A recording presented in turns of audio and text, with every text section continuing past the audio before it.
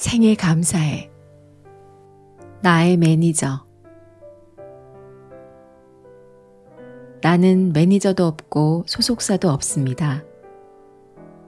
누가 나를 매니지먼트 해주는 사람도 없고 의상을 챙겨주는 코디도 없습니다. 나는 내가 다 책임져야 합니다. 또 그래야만 한다고 늘 생각해왔습니다. 나는 그냥 나 혼자 했고 지금도 그렇게 합니다. 작품에 들어가면 내가 맡은 역은 다른 누구도 아닌 바로 내가 구현해내야만 하는 인물이니까 그것이 너무나도 당연하다고 생각했습니다.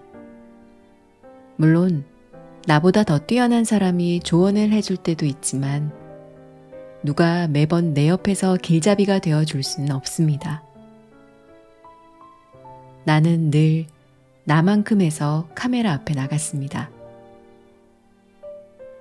그것이 나인 것 같습니다. 나의 실체 이상으로 화려하거나 잘나거나 멋있게 보이려고 한 적이 내 기억에는 없습니다. 배우들에게는 대개 매니저가 있어서 대본도 가져다 주고 일정 관리도 하는 것으로 알고 있습니다. 하지만 나는 작가가 전화를 해서 이러이러한 작품을 쓰려고 한다 라고 말해줍니다. 그 이야기를 듣고 내가 좋아하는 작가이면 알았다고 하고 기다립니다.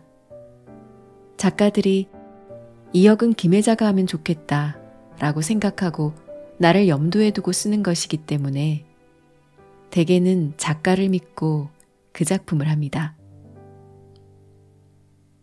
내가 극 중에서 입고 나오는 옷들은 대부분 내가 가진 옷입니다. 단정한 주부역이면 이신우, 이광희 디자이너가 해준 옷에서 골라 입었습니다. 간혹 의상팀에서 가져온 옷들 중에서 골라서 입기도 합니다. 의상팀이 고심하고 가져오겠지만 나는 내가 가진 옷을 입었을 때 연기가 잘 되었습니다. 전원일기 때도 예전에 우리 엄마가 입던 옷을 시장에서 수선해다 입었습니다. 포목집에서 옷감 사서 옷을 지어 입기도 하고 시장 바느질 집에 가져가 이 옷에 동정만 덧대달라라고 해서 입기도 했습니다. 전원일기에서의 나는 혹겹으로 지은 저고리를 잘 입는 사람이었습니다. 여름에는 무늬 있는 광목으로 된 헛저고리에 매듭단추를 달아 만들었습니다. 모시적삼은 관리가 어려우니까 잔무늬 있는 포플린 옷감으로 옷을 만들어 입었습니다. 의상실에서 주는 옷은 잘 입지 않았습니다. 친척이 입은 옷을 보고 빌려달라고 해서 입었을 때도 있고 우리들의 블루스에서처럼 시장에서 나물 파는 할머니 역을 할 때는 긴 치마에 속바지 같은 것을 가져갔습니다.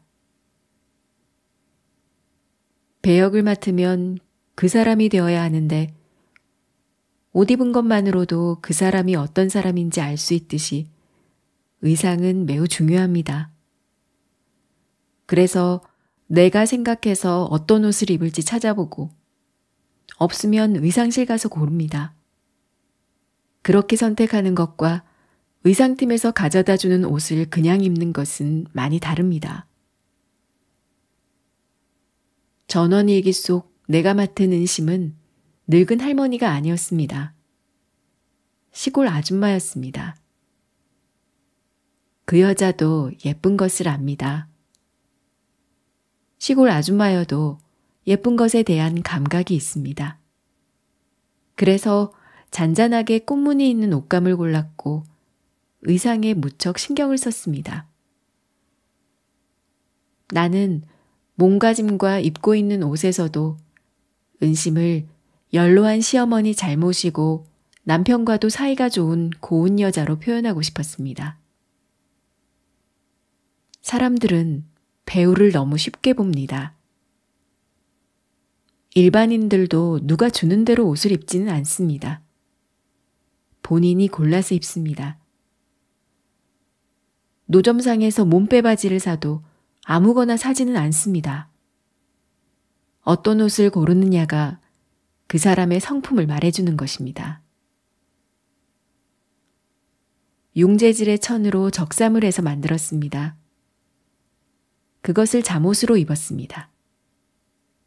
나는 내 개인 옷은 사지 않아도 맡은 배역이 입을 옷에는 열심이었습니다. 그 융재질의 천을 가지고 가서 이걸로 긴 적삼 만들어 주세요 하면 바느질집 사장님이 전원일기에서 입으시려고요? 하면서 열심히 만들어 주었습니다. 아무리 허술한 옷이라 해도 나에게 맞는 옷, 내 배역에 맞는 옷을 입으려고 했습니다.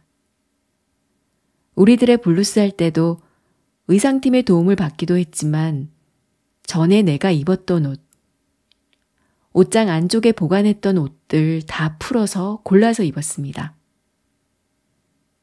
시장에서 장사하는 할머니가 매일 옷을 갈아입는 것도 이상하지만 안 갈아입는 것도 이상하니 옷을 빨았기 때문에 다른 옷을 입은 정도의 그런 현실감 있게 안에 입은 옷만 갈아입었습니다. 나의 아저씨에서 이지은 배우가 매일 똑같은 옷에 똑같은 가방을 들고 나온 것처럼 젊은 배우가 날마다 그 옷만 입고 싶었을 리 없습니다. 예쁜 옷도 입고 싶었을 것입니다. 하지만 역에 충실하려고 그렇게 한 것입니다. 며칠 전 친구가 동영상을 하나 보내주었습니다. 낙타들이 짐을 싣기 위해 일렬로 무릎을 꿇고 기다리고 있습니다. 주인이 짐을 하나씩 다 실어줍니다. 그러면 낙타가 묵묵히 일어나서 걸어갑니다. 낙타는 무겁다, 힘들다, 불평하지 않습니다. 주인이 나에게 적당한 짐을 실어준다는 것을 믿습니다.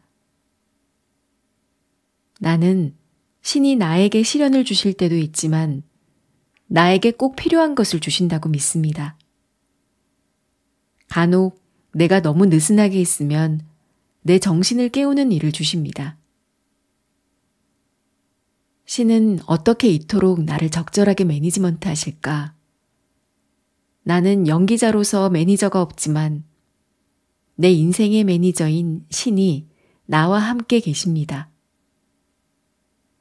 일을 해야만 할 때는 때 맞추어 일을 주시고 무엇을 잘못하면 회개하게 하십니다. 나는 자책을 많이 합니다. 어떻게 또 이러냐? 넌 어쩌면 맨날 이러냐? 하나님도 정말 너한테 실증나겠다. 그렇게 스스로를 나무랍니다. 매일 회개하고 또 잘못하고. 그것이 인간입니다. 하지만 신은 나를 만드셨으니 나를 누구보다 잘 아십니다. 주인이 자신에게 맞는 짐을 주어줬을 테니까 불평 안 하고 일어나 걷기 시작하는 낙타를 보면서 중얼거렸습니다. 하나님, 저에게도 이런 믿음을 주세요.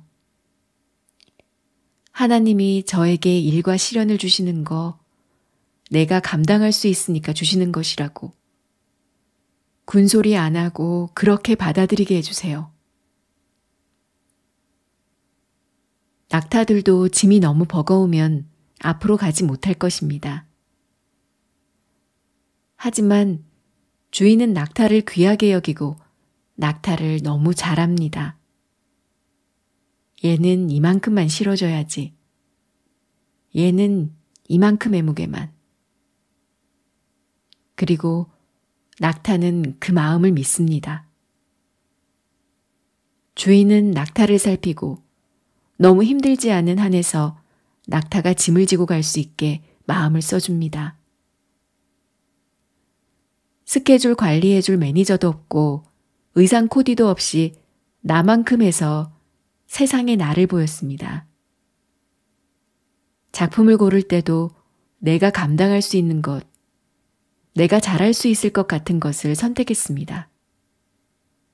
작품을 선택할 때는 그 여자가 지금 현실이 너무 슬프고 고통스러워도 희망의 빛이 보이는 역을 했습니다. 보는 사람들을 절망에 빠뜨리는 역을 하고 싶지 않았습니다. 그러지 않아도 삶에 절망스러운 부분이 많은데 내가 맡은 역으로 그 절망을 더하고 싶지 않았습니다. 지금은 비록 절망적이어도 저 멀리 희망이 보여서 비집고 나올 수 있는 그런 역을 했습니다. 형편없는 몰골의 역이어도 아무 상관이 없습니다. 저 여자에게 희망이 기다리고 있나? 그것을 따졌습니다. 누구나 날개를 갖기를 희망합니다. 날개는 누가 달아주지 않습니다. 내 살을 뚫고 나올 뿐입니다. 내 어깨에서 얼마나 아프게 나왔겠는가. 그 날개. 등가교환과 같은 것입니다. 날개깃이 살을 뚫을 때 얼마나 아프겠는가. 우리가 우리 삶의 주인공이 되고 어떤 것을 이루기 위해서는 아프고 고통스럽더라도 뚫고 나와야 하는 것입니다. 이 세상에 공짜는 없습니다. 누군가 말했다고 합니다. 미끄럼틀 꼭대기에 서서 내려갈 것인지 말 것인지 끝없이 고민하는 아이가 되어선 안 된다. 그저 타고 내려가야 한다. 매니저가 결정해 주기를 기다리며 계속 고민하고 있어선 안 됩니다. 자신이 직접 타고 내려가야 합니다.